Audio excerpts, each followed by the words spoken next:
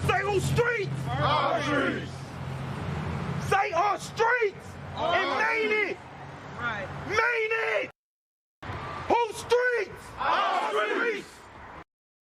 Word on the beat, word on the beat, word on the beat. Time after time after time after time after time after time after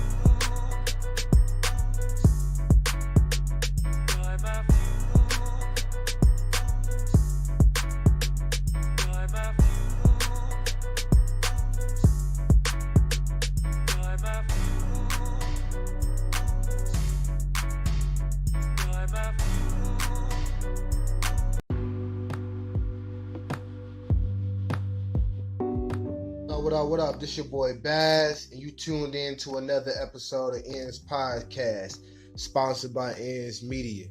Man, today, man, we're gonna jump straight into it, man, with so much talk and media pressures going on around about the political election and all of this media coverage, and you keep hearing this terminology that's keep being used, but I don't know if the people out there in the world really understand what it really means and how it kind of refers to them.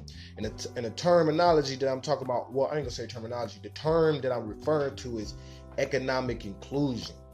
So I'm gonna cover what is economic inclusion and why it is important for you. Economic inclusion refers to the equality of opportunity for all members of society to participate in the economic life of their country as employers, entrepreneurs, consumers, and citizens. So that means a lot of different things all packed into one statement. So a lot of times, this statement, I feel like is really for those individuals that's in the hood, immigrants, or they just coming from, just an oppressed or hard situation where they lack the resources that may be needed to either to progress in their job or to progress as a company or business. And also to be able to obtain some of these resources that may not be accessible to somebody from the hood or just from like a certain type of background and situation. Now, I want to touch more and go more in depth with that. So then that means, like, say if you're a business owner and you're coming from the hood, you're trying to start your own business, you want to try to get approved for a business loan. You come to find out because you don't have the credit history or you don't have the money in your bank account, a lot of banks say they won't work with you, or they won't try to provide you any type of assistance due to the position or the state that you are in personally and the state that your business is in. But then it's like economic inclusion. That means, helping bring those programs, those grants, those workshops and things of that nature to those individuals that help them develop their business and give them the funding and the proper resources that actually help develop their business so that they can take part in the economic growth that may be happening within their city. And for example, I'm going to use two cities for example, because those are the two cities that I be rocking with, a lot. One of them my hometown, and one of them is where, the headquarters is. Detroit is one city, for example. I'm going to just use them for example. Detroit is a beautiful city, beautiful place, but it went through an economic turmoil, which basically means we went bankrupt. And, back down in 2011, in that era, we went bankrupt, and we've been going through a lot of poverty and oppression. And it's very hard to kind of start a business and things like that within that type of,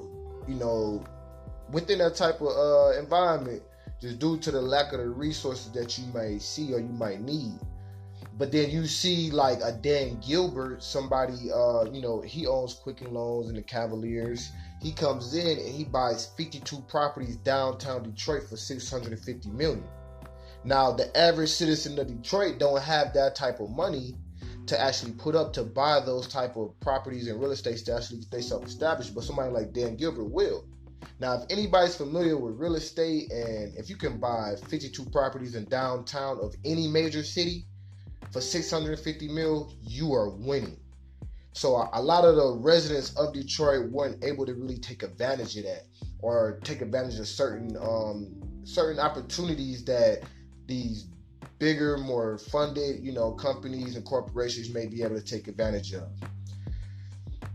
But then also, you got to look at what are these companies are bringing in. They're bringing in new businesses. They bringing in entertainment, restaurants, and things of that nature. But it's like, are these entertainment businesses and, that y'all bringing in, are they accessible to the people that already live there? And that's what you kind of see going on in like North Minneapolis and the Minneapolis and St. Paul area, is with all the growth and expansion that's going on around,